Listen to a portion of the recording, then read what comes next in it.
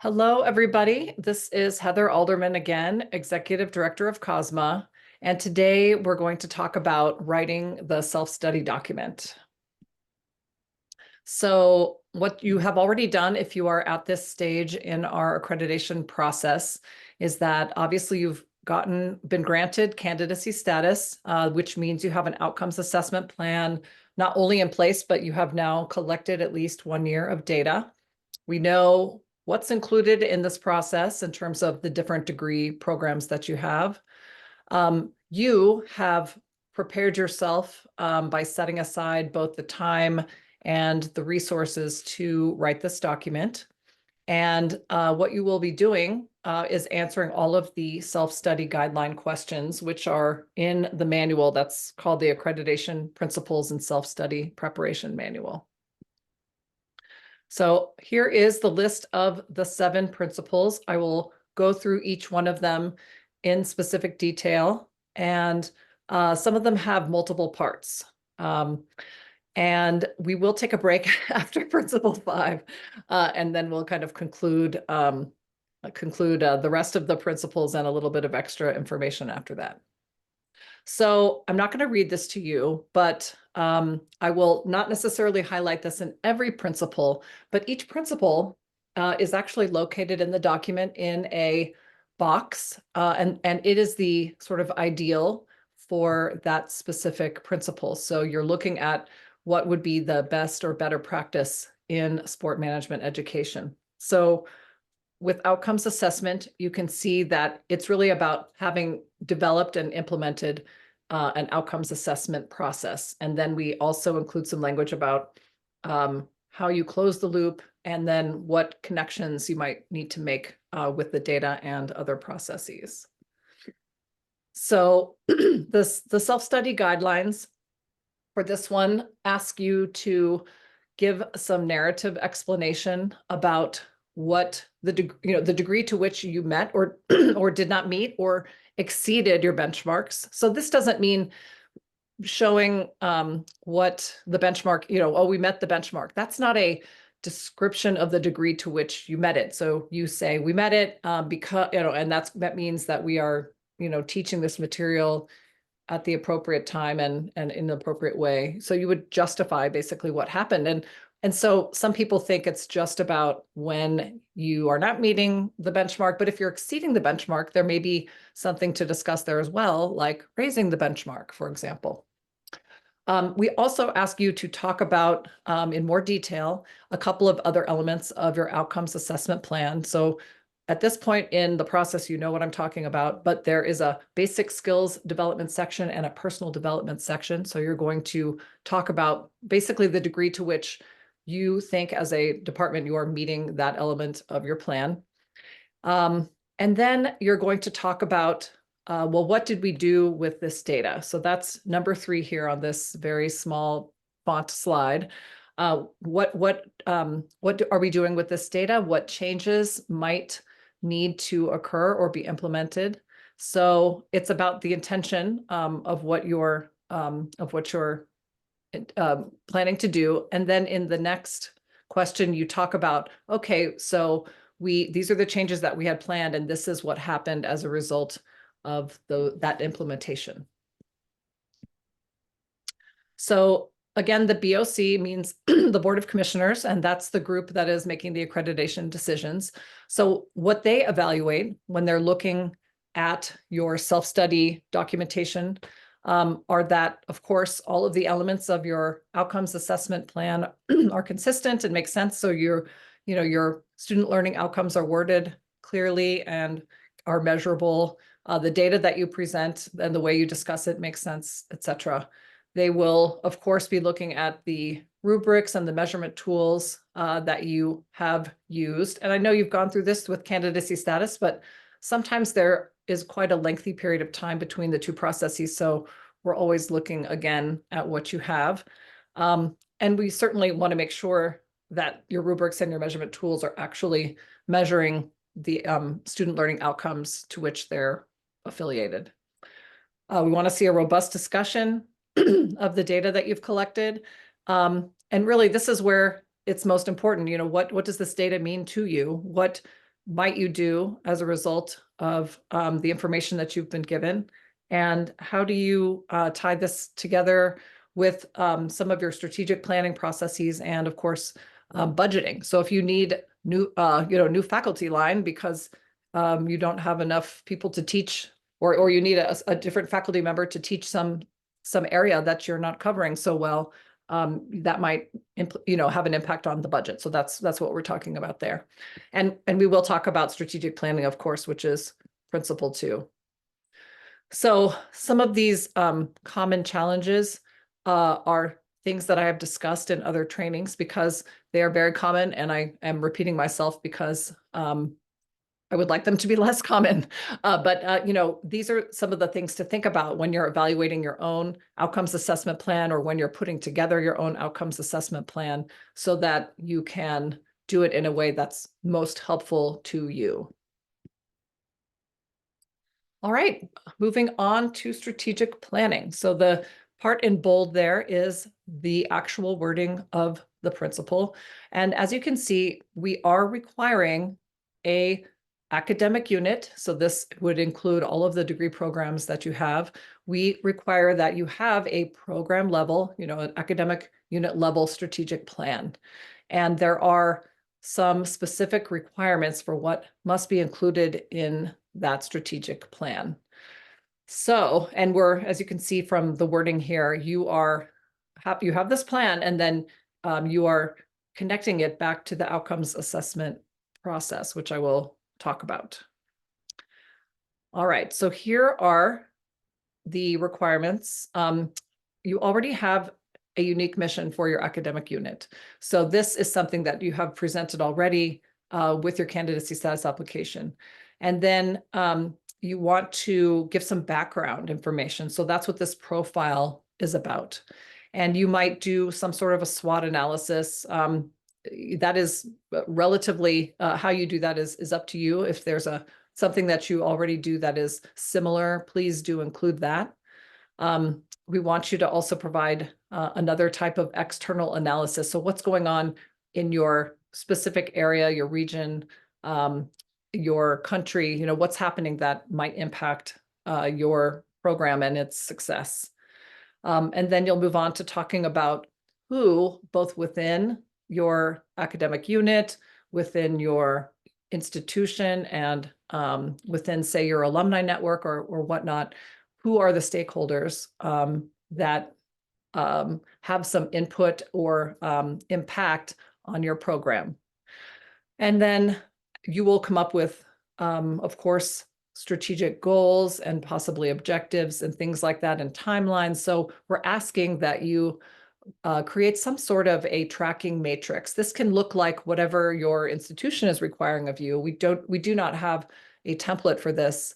We do have obviously some suggested methodologies that you could use, or you can Google this, of course, but we just want to see what the plan is moving forward and how you're going to track progress. And then as the data pertain to your strategic goals, you might include information from your student learning outcomes and operational effectiveness data. So some programs will use their strategic goals, and their operational effectiveness goals might be either very similar or the same. And that is, I think, a great idea, because that's a kind of a natural overlap there. And then ultimately, you're going to talk about, okay, what happened in our strategic planning and how effective was this process?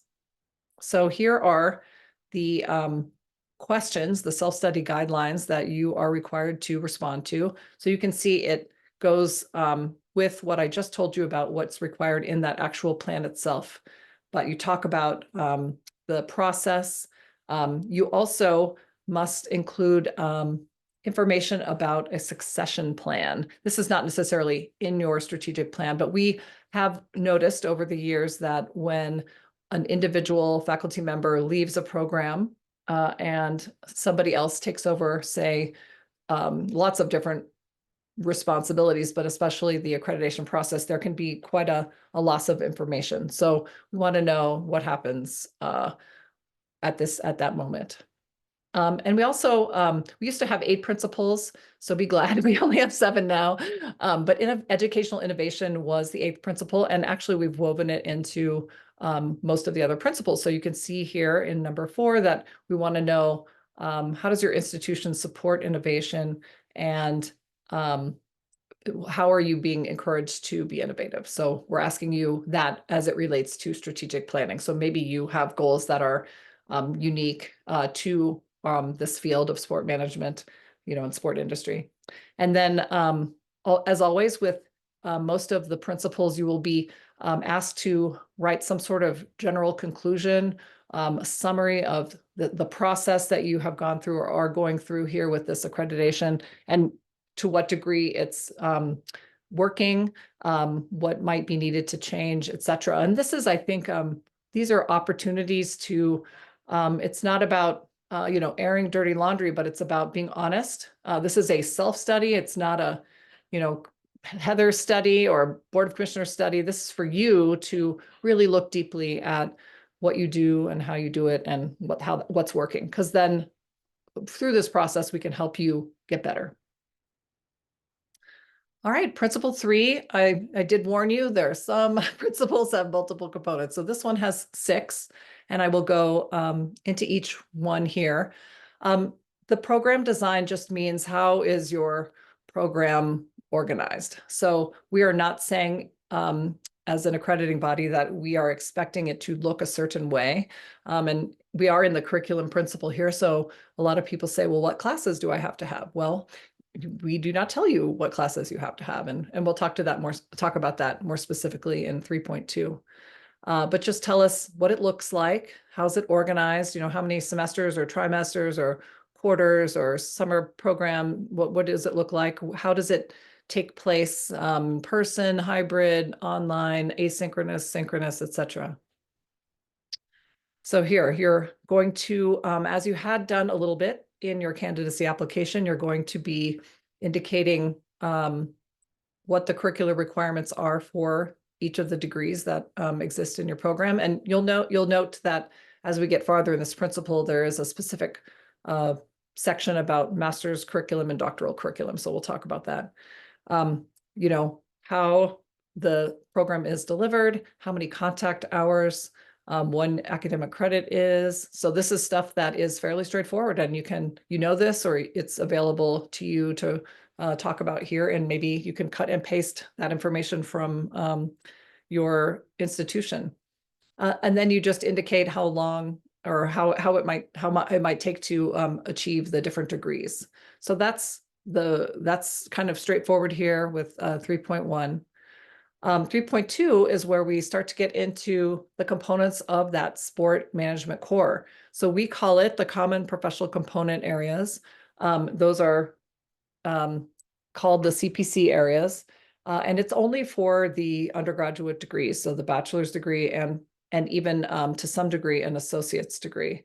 So you'll see we have these 5 sections with subsections. What we're asking you is you'll go through a process to determine how many contact hours you have in each of the areas. So we're not saying you need a class in each of these areas.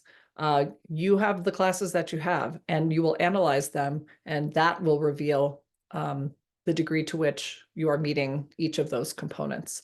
We did add an optional category where if you have some topic areas that are not covered under any of these other CPC areas in A through D, you can include it in this innovations category, which I hope is interesting and helpful to you, because there are some new and emerging areas, and there always will be. So we want to know if you're, this is another kind of evaluation of innovation. So we have you go through a process where you take your syllabi for each of the sport management core courses, and you transpose the topic areas that you discuss each week into what we call an abbreviated course syllabus. So we have a worksheet for this where all of the CPC areas are listed, and as you go through the week by week discussion or syllabus from your class, you will say, okay, in this class, we talked about marketing, communications, and governance, and you put the hours down in each of those common professional component areas. Sometimes you are double counting because many topics cover more than one area. You are maybe triple counting. We expect to see more contact hours than you actually have in the class because you are potentially discussing multiple areas at the same time. And then I will show you what the table looks like, but then you list in a table all of the courses that you have, and you include from your abbreviated course syllabi all of the contact hours that you have in each of those areas. You add it all up, and voila, you have an analysis of your curriculum. So just to review the remainder of these self-study guidelines, then of course you have this nice table. Then you want to talk about, of course, how does the coverage look to you? I hope this is sort of a self-exploratory area where you realize, oh, look, we are really covering everything beautifully. So that's perfectly reasonable thing to say. Or, oh my goodness, I thought we covered more international topics or international sport, but we're a little bit lower in that area. And you don't have to make changes to increase areas. It's dependent upon the degree to which that's an important focus for your degree or your academic unit for this bachelor's degree. So again, there's no real right or wrong way to do it. We hope that it's just useful to you. All right, maybe I'm not showing you the table. Okay, well, the table is in the book, and it is, or in the document, and it is a nice snapshot of your curriculum. Okay, moving on to 3.3. This is where we just get to understand what the university or the institution is providing to the students along with your core curriculum. So this is straightforward as well. You will be putting the general ed requirements like you did in your candidacy application. You will indicate the percentage of the total credit hours spent in the sport management core, maybe even requirements beyond the core, just so we get a sense of that. And as you may recall, we do require that an undergraduate degree have at least 20% of the total credit hours be focused on sport management. And then for master's degrees, it is 50%. So if you have less than that, then you would talk about what that looks like.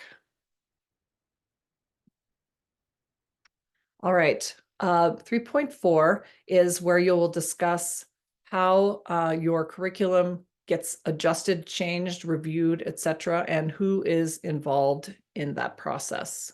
So I'm not going to read this again to you, but we're expecting that there is a formalized procedure.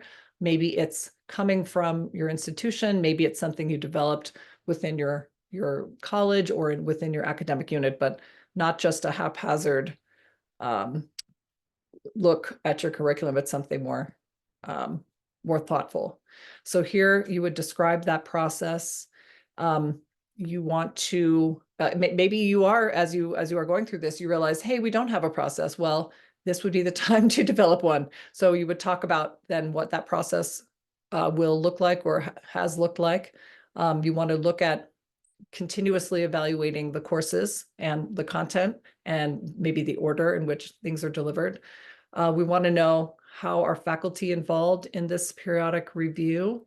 And then we want to know how you utilize other stakeholders in this process. So hint, hint, you should involve other stakeholders in these processes. So you may be doing this already. You may have an advisory board and you have them review your curriculum periodically. You may have your internship supervisors look at the curriculum periodically and say, yes, that's pretty good. So, you know, also current students will definitely have opinions and give you some good feedback on that as well. All right, if you have a master's degree, this is where you're going to be able to have the opportunity to talk about what courses and what percentage of the total credit hours are spent in the master's degree curriculum. One thing that we focus on, which you'll see under number 2, is how how individuals who maybe did not major in sport management as undergraduates are able to come into this master's degree and get acclimated quickly with some of those basics. So you're going to talk about that. You would talk about if there are any practical or experiential learning experiences. Some master's students are on the job already, and that may be just something that's a part of their lives, and that's certainly totally possible. And we would want you to just talk about what that looks like. We also want to see if you have an undergraduate degree and you have a master's degree, and maybe there's a connection like a 4+1 program or something where you are accelerating those bachelor students and transitioning them into the master's degree so that they can get both degrees within, say, 5 or 6 years. We do want to know how you are then evaluating students that are enrolled in those different programs, and if, where the overlap is, but where a distinction might be made if you have courses, say, that have both bachelor's students and master's students in them. And then for those programs that have doctoral degrees, you would respond to all of these self-study guideline questions. So these, as you can see and read, are really going to a different focus than the undergraduate or master's degree programs. So we're talking about research, we're talking about requirements, maybe teaching or graduate assistantship types of requirements, how these individuals are supervised, not only for teaching, but within writing their dissertations, how long it takes them to go through the program, etc. So we want to, by asking these questions, we're saying these are the important components of a doctoral program. All right, we are now on principle 4, which is faculty. And as you can see, we have 5 components of this principle as well. Okay, faculty qualifications is the first one. So you can see in that opening paragraph that the ideal is, of course, that most of the undergraduate and master's student credit hours are taught by doctorally or professionally qualified faculty members. We do have, of course, definitions of what it means to be doctorally and professionally qualified. So if you have any questions about that with any of the faculty, you can read about it there. And I'm not putting you off by not talking about them specifically, but it does get extremely nuanced, and it is easier to talk about with a specific individual in mind. But part of what COSMA is trying to do is include as many professionals, sport industry professionals, into teaching as possible. There are some basic minimally qualified faculty requirements, but sometimes those individuals can best teach a class or are just a great asset to a program. So we try to leave it as open as possible within specific parameters.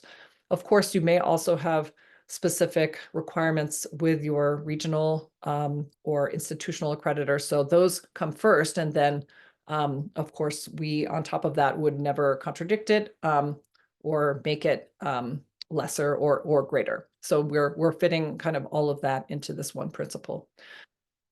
So one other, this principle does have several tables that are submitted. So you'll see on number 3 here that you'll be submitting a table that just outlines what the faculty qualifications are. It's just a way to quickly see who the full-time faculty are and at what level they are qualified. Here we go. So this is, I think, not too complicated, but very helpful. And so often when I'm reviewing a self-study, this is a table I go back to just to ensure that indeed all of these faculty you're listing are the same faculty you list elsewhere, and just to get a good sense of the overview of who you have teaching in your program. All right, faculty load. So this is a big one because there's a lot going on at institutions and many areas in which your time is being utilized. So it's not just teaching, but of course, service, professional development, and scholarly activity. So what we're trying to say here is there are rules to, and there is, you know, there are rules about how much you are supposed to teach per semester, per year. And then there may be rules about overloads, and we want to see what those are and ensure that it is not being exceeded. So again, sorry about the small font, but we're going to ask, this is one of the principles where you do a lot of cutting and pasting maybe from your institutional policy. So what we're trying to ensure is that there are actual policies and that they are being followed. So that's the basic bottom line here. You will be talking about the course loads that you have for the self-study year, which is the academic year that you're presenting in this document. So just like in the previous table where the faculty were grouped alphabetically and by full and part-time, you'll do the same thing in this table as well. And you have categories for which level at which the individual is qualified, which you'd already figured out. And then you include their load in that table. So that's what this one is about. We also are asking you in these other questions down here, 5, 6, and 7, how maybe you receive some reductions in teaching load if you have other responsibilities. One of those might be this accreditation process or other accreditation processes that you are involved in or in charge of. This is one way we're attempting to assist faculty who are preparing this document or who is in charge of this process to get some sort of release or payment. So it is, we could, I suppose, say you have to do it, but we are at this point trying to say, what are you doing to compensate this individual or to give them release? So we're asking you as a program to tell us what you do, and then we will talk with you about how well that's working when you have your site visit. We also ask about internships and student advising, because of course, those can be such huge responsibilities that you have that also ought to be quantified along with all of the other responsibilities you have with teaching and research and other professional development, etc. And then number 7 here is the place where you can just let it go. How is the faculty that you have, how is that sufficient to manage all aspects of your program? So really want you to, if you need, make some sort of rationale for needing additional resources. That is really going to be a big signal to your site visit team and to the Board of Commissioners if you feel like you're on that edge where you've got the loads are balanced just precariously, and if one more student joins, it falls apart. We don't want you to be in that position. Here is this teaching load and student credit hours table.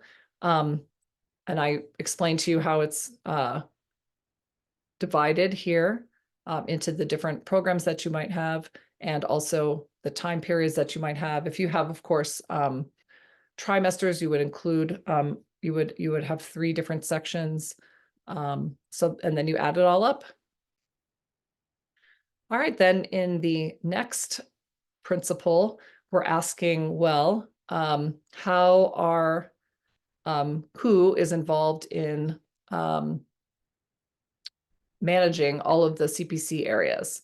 So this is, I'm seeing that, yeah, the name of this table and what I'm saying is different, but that there is an area where you talk about how, who is covering what. And then this is, of course, this will tell you, based on the previous table, what percentage of the sport management credit hours are being taught by doctorally or professionally qualified faculty. So you can see the percentages here. All right, here we go. This is what, yes. So this is a list of all of the CPC areas, which full-time faculty member has kind of the coverage charge of it, and at what level they're qualified, et cetera. So certainly, if you have fewer faculty than this pretend program does, then you may have the same name under multiple areas. Okay, this principle is about the evaluation of faculty. So then this is again based on what you have at your institution, but it is there to be a validation of processes that should be in place to ensure that you have a known to you evaluation process on how you're doing. So you describe it, you would provide copies of the instruments. You can always cut and paste all of this.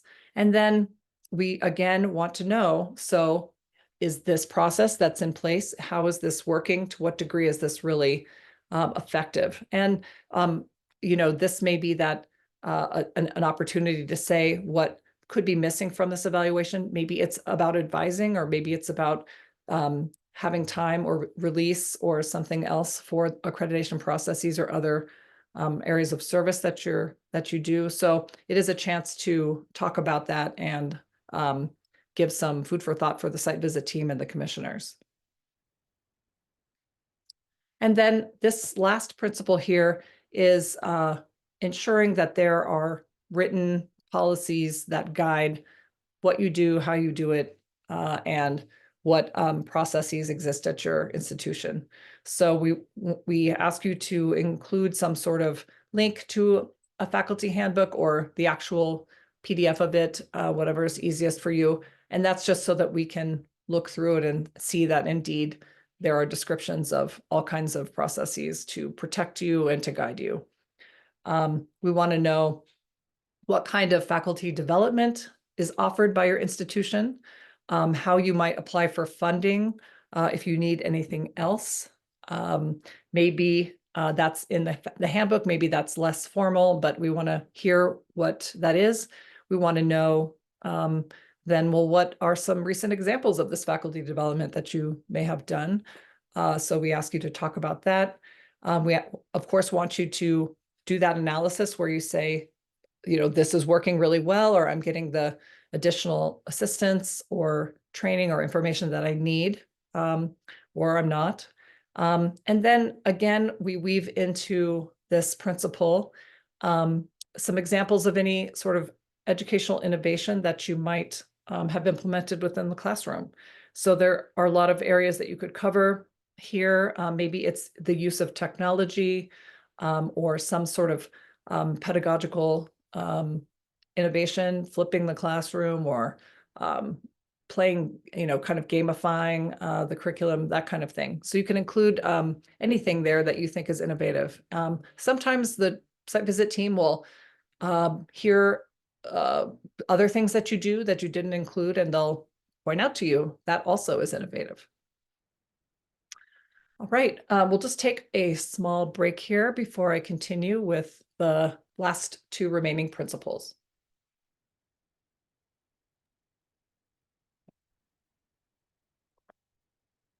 Quick question. Yes, please, go ahead. I'm not sure if you can see me. This is David.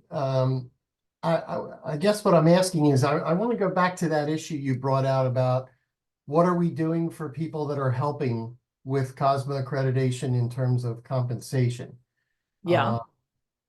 So are you looking for dollar amounts or I mean, if it's not a course release, do you want to know what the stipend that the university is giving that person? It doesn't necessarily have to be that. I think if you're getting a stipend and you say the individual receives a stipend, then we will believe you. You don't have to say the amount. Okay, good. Usually let's say it's a course release, and there's some sort of standardized payment schedule, and we'll already know what that is in a different area of the self-study. So we can infer what that is, but I don't think we're asking for specific dollar amounts.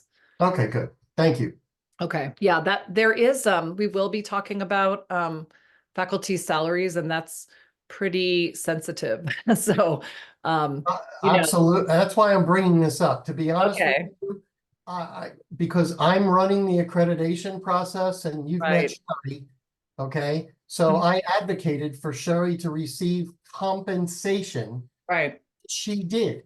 But when I went back to my dean and I said, okay, I need to understand, he got crazy on me and said, I'm sorry, I can't share that with you. That's between the university and the employee.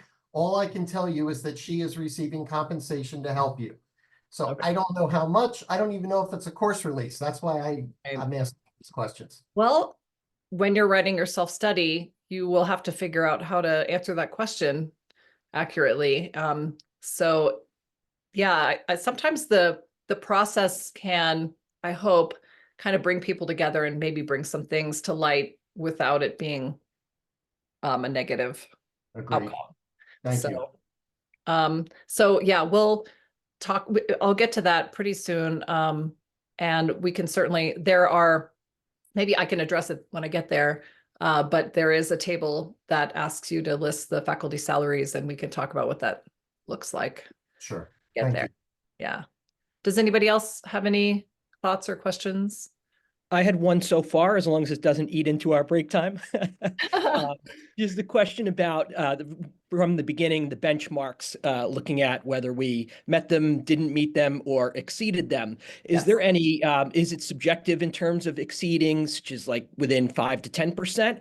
Or is there a number that we would say, yeah, if you're over 10% above, say if we said 75% or above, would there need to be a specific number to justify that we exceeded that number?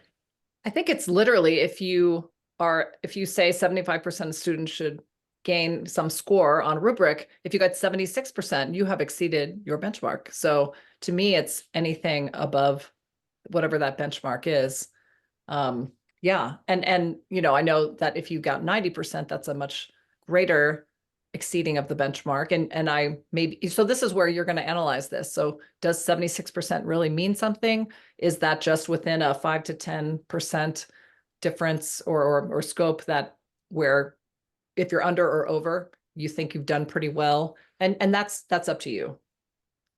You may have, it depends maybe how many students you have, because sometimes the numbers can be very low, and maybe if there's one, there can be some outliers where somebody didn't turn something in. That's really the worst, where it really brings that average down. So some people remove the outliers or say one person didn't do the assignment, but so when they're included, this is what we got. When they're excluded, this is what we got. So of course, this individual who didn't turn in the assignment, they need to do that, because we don't know how they did, but everybody else understands the material or seems to demonstrate that they are learning this material or can do this thing. So yeah, there's a lot of flexibility there, which I hope is a good thing. Any other comments or questions? Thanks for, please do interrupt. I'm gonna, maybe take one more sip of my water and then we can move on.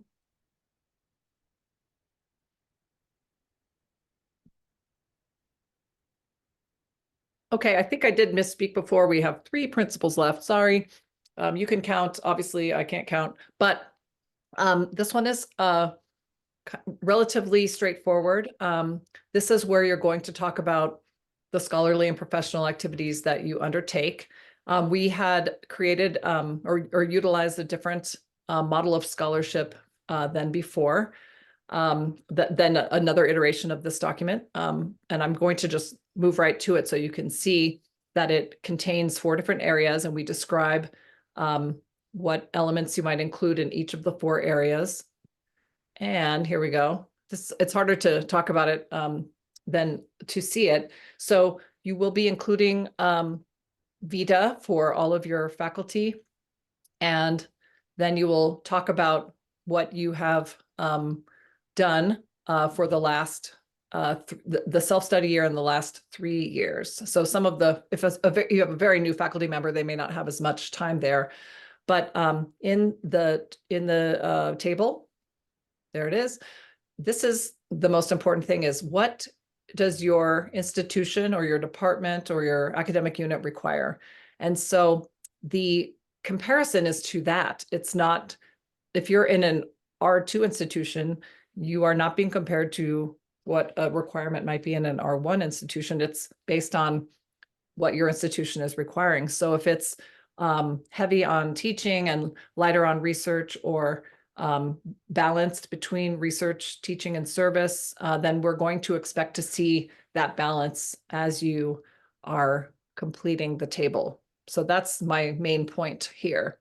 And here is where you would list each faculty person, the years that you're talking about, and then you fill in the table. Okay, I did that as a quick overview there. Let me just go back quickly. Again, you will say, hey, we're doing great. Wow, we really have not been to as many conferences as we would like to share our research or to present some pedagogical best practices. So you have a chance to indicate the degree to which you're meeting or exceeding expectations. This is a kind of toot your horn area. So please go ahead and do that. All right, principle 6 is about resources. So the infamous salary table is located in this principle. To some degree, this is a pretty straightforward principle. You're talking about all of these different aspects here from 6.1 to 6.5. And we often, let's say there are some overloads with faculty teaching, we might link this back to resources in our analysis within a site visit report. So I want you to think about it from multiple perspectives, that you may need something in another principle, and this principle may be another place in which you might get support for getting some of those resources. So this locations principle is pretty minor if you are located in one campus. So it's pretty easy to talk about that. If you have multiple campuses, or if you have a separation between, say, a residential or in-person program and then an online program, this is where we just want to assure that students in either of those locations, or whether it's a geographic or digital, that they have access to the same resources. So we list the resources where there should be some parity. And then, of course, you would be talking about how adequate they are and the degree to which you're meeting your mission based on those resources. So I haven't lately seen a lot of multiple geographic locations, but that certainly has happened in the past. And more, I think nowadays we're talking about in person and online. All right, the financial resources. To complete this principle, you're probably going to have to pull somebody in that has knowledge of your budget, and we want to know what that budget development and amendment process is. You will be getting some numbers for the institution and then also for your academic unit, because we want to see, okay, you're generating a certain number of credit hours. Is that on par with the percentage of the budget that you're getting? So we want to know, as you can see here in number 3, to what degree are the resources that are allocated to you commensurate with other similar or comparable academic units. So this is a chance for you to talk about whether you think there is parity. I didn't include that table. It is a fairly straightforward one, but certainly you will need help in completing it. Oh, here we go. There are more. We want to know more information here about who else supports your academic unit. It could be administrative staff. It could be graduate student assistants. You may have some people who either work in admissions or as a coordinating internship. There's all kinds of other positions that maybe you did not think about as a part of your academic unit, but of course they are. So you would include those. The table about salary ranges is there. And let me see one thing. Okay. I'll talk about that in a moment. Then we want to know some of these other processes. How is extra pay computed, and for what? So this is probably a cut and paste situation, but this, I think you'll notice, goes back to the principal 4 area of faculty load. So we will be kind of making those connections and linking those together just to ensure that whatever those processes are being followed. And now that I'm, obviously you can make those connections as well. So it's not just for the site visit team or for the Board of Commissioners to do, but if you are able to connect the dots here, that is, I think, to your advantage. So while these questions are quite straightforward, as you know, I was talking about, this can really connect back to other elements of what you do and how your time is, how it's allotted and what's required of you, and think about how you want to present that. The salary ranges table, if you have one individual at various ranks and then you have this table, then of course everybody knows what you're making for salary. So I do accept the table separately from the rest of the document if it is a little more sensitive. In some instances, that table can be provided on site during the site visit to really keep it quiet. This accreditation process cannot change your salary, but what can happen is if we do a faculty salary survey every year, and we're in fact the data is being collected right now, but we do try to provide some data that you could use to understand where you stand in terms of salary based on similar institutions or a geographic region or some other demographics that you can include. So that's what I want to say about this table. We know it's sensitive. I'm happy to work with you in submitting it in a way that's private. And of course, all of this is confidential anyway. All right, this principle, facilities, this is of course the space, the resources of a physical nature that you have on your campus. What really is going to happen is your site visit team is going to take a tour. So they'll see the physical offices, any classrooms that you want to show them, any sort of labs or technology that you're utilizing. This can be an opportunity to show great things that you have access to. It can also be an opportunity to show some disparities or to maybe try to improve things if you feel like that is needed. There is a table just to ask about office space, but yeah, not a huge deal. And then, of course, we also want to know about your learning resources. So what does your media center or library have? And how is that useful to both you faculty who need to utilize that for your own research and also for the students as well? So some of the issues, I guess, that have come up are when there aren't enough sport management specific journals accessible to students and faculty. This process can maybe help change that, but you really are assessing the adequacy of these resources as well. So if you want it to be better, you could definitely indicate the reasons why it's not as good as it could be. And then we also have a principle here about the use of technology, of course, the support to use that technology. So this could be about ensuring that your students have access to some sort of, to computers or computer labs, laptops, tablets, et cetera, et cetera. Many different institutions do this in different ways.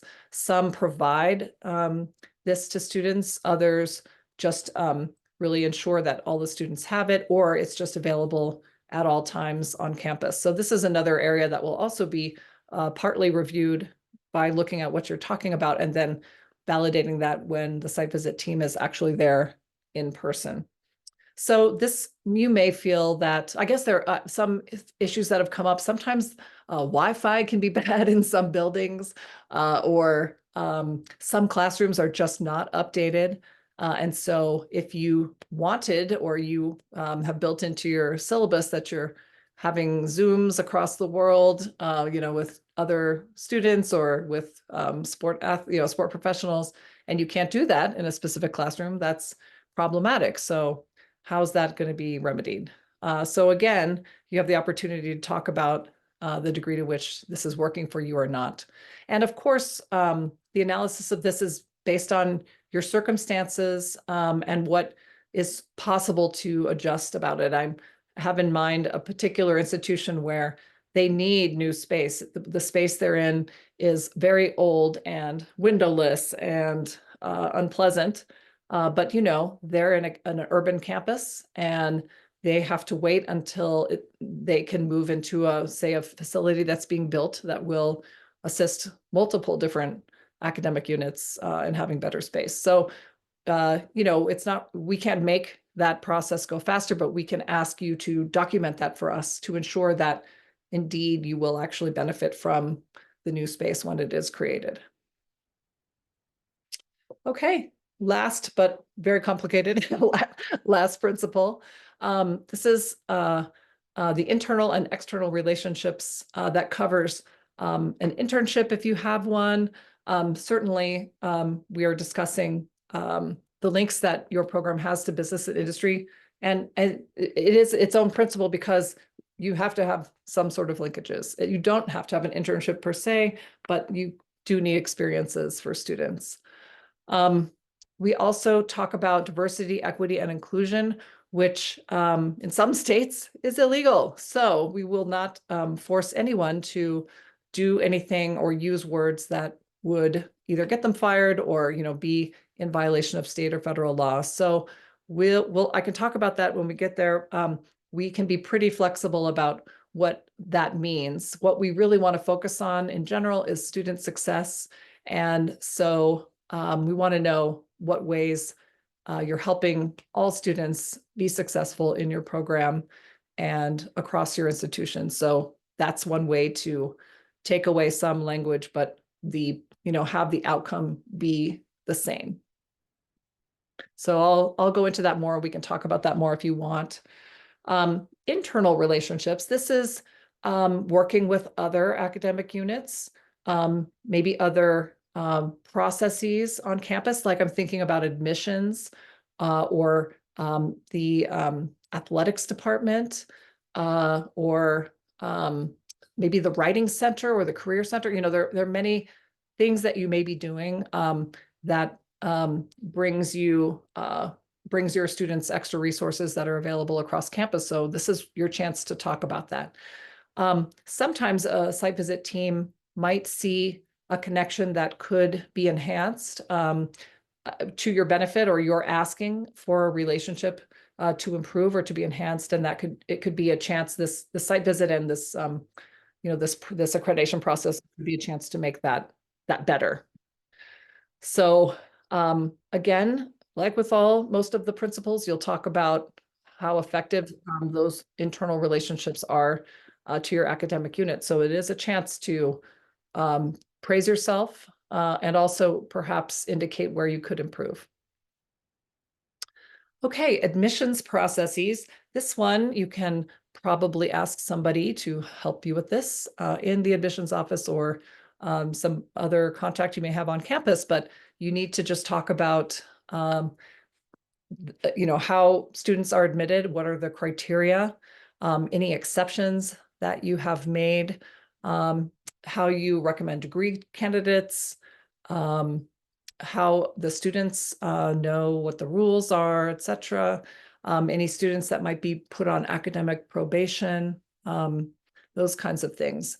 So why do we ask you for this? Well, we really want to ensure, and it's underlined, that each student has a reasonable chance of success in the program. So a student who is being admitted should have met certain criteria that show they're ready to be successful in college, and that's what we're asking about here.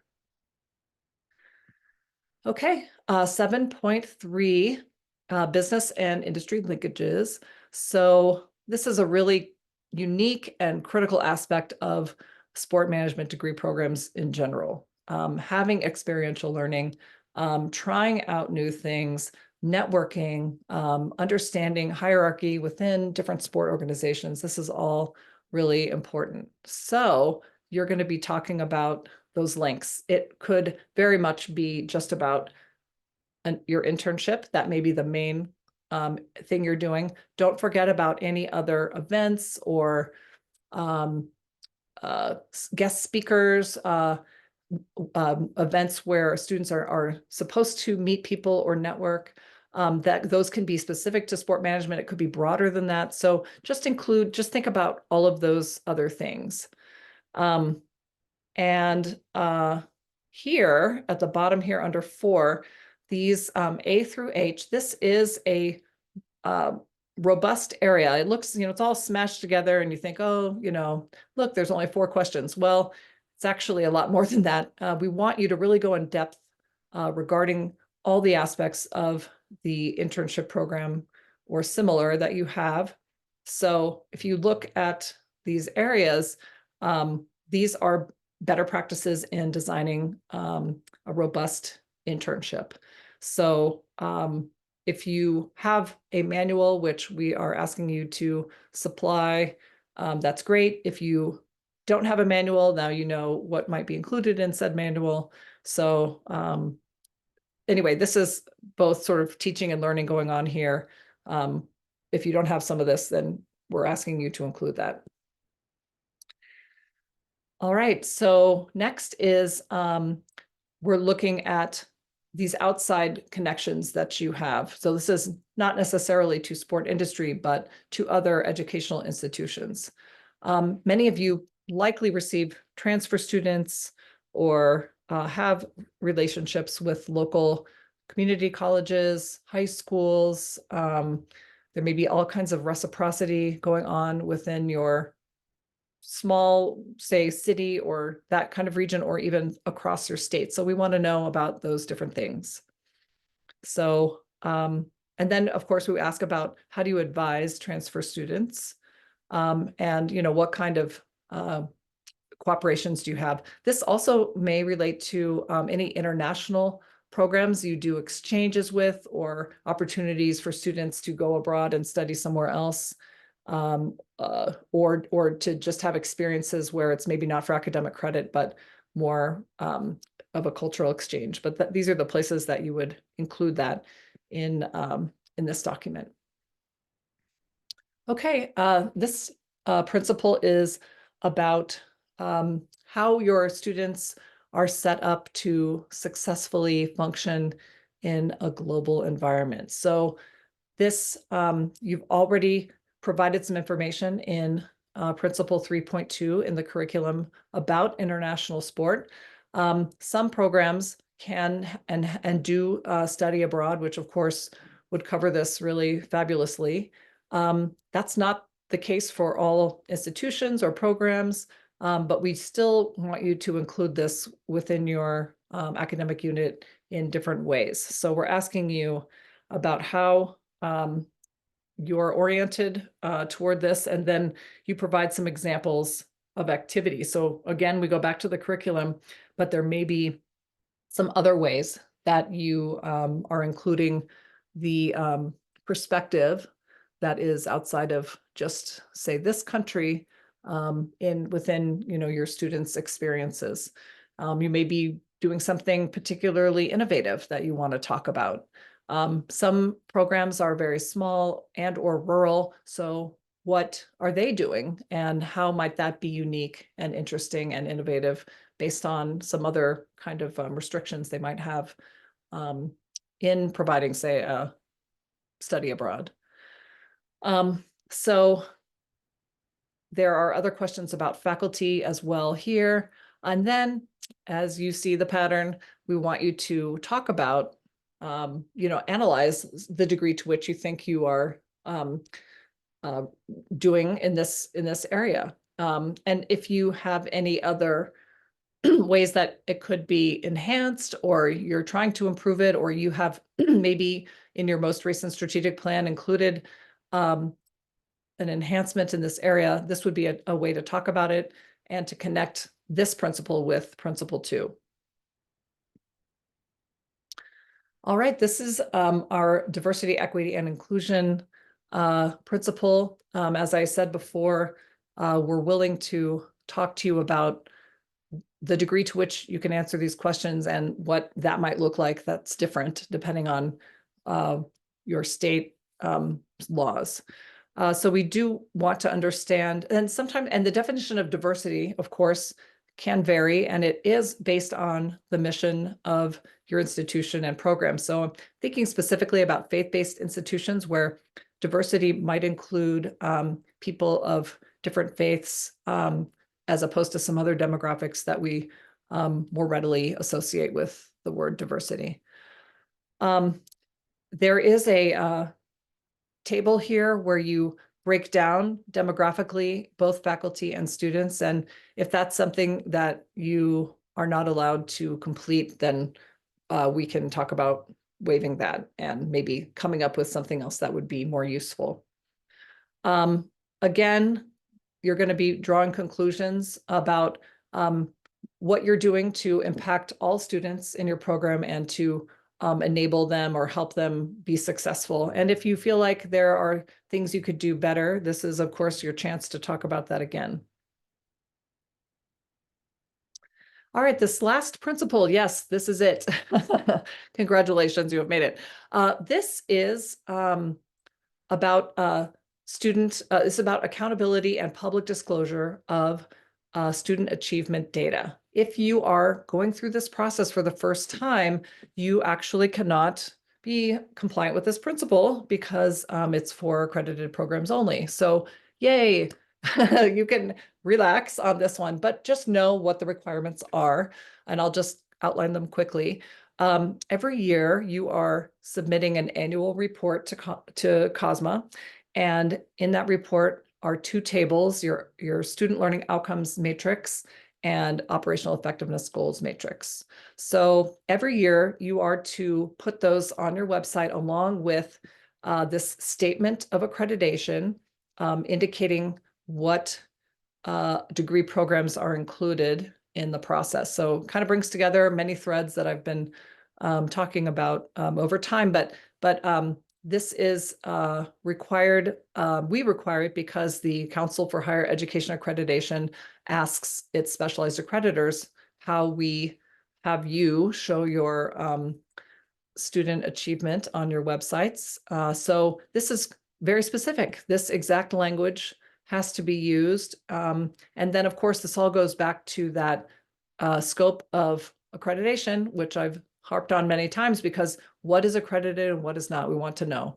We also want to be able to find this information without going through too many layers of pages and clicking and getting deeper and deeper. We hope it's on the main landing page for your academic unit. Sometimes it's in 10 or 12 pages. That's a lot.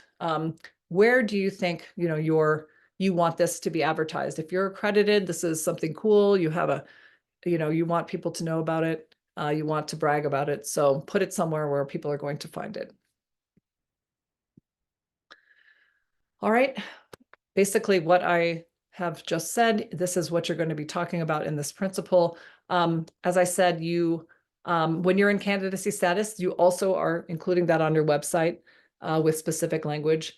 As if you're going through first-time accreditation, you'll answer these questions to the best of your ability. Obviously, you will not have a seal of accreditation yet. You may be including your matrices on the website, or you may not at this time. So once you are accredited, though, those things will be required, and I will be checking those regularly. And then we just want to know, how else are you communicating this information? Often, it doesn't have to necessarily be the student achievement data, but how are you sharing that your program is accredited? This is to benefit you. It, of course, is beneficial to COSMA for programs to tell the public that they are accredited. It's a both and situation that this is a point of pride for you as well. All right, I'm going to stop the recording very soon. There is another session just coming up in 2 days to prepare for a site visit, which is, I think, a really good tag on to this, completing the self-study document session. And then I will do a site reviewer training, still a little bit TBD, which I better nail down pretty fast. And then I have recorded and have put up not only on the COSMA website, but we have a YouTube channel that you can easily Google. But those recordings are available there as well. So gonna stop sharing. I'm gonna ask you all if you want to ask me any questions right now, or I can stop recording and then we can do some more questions.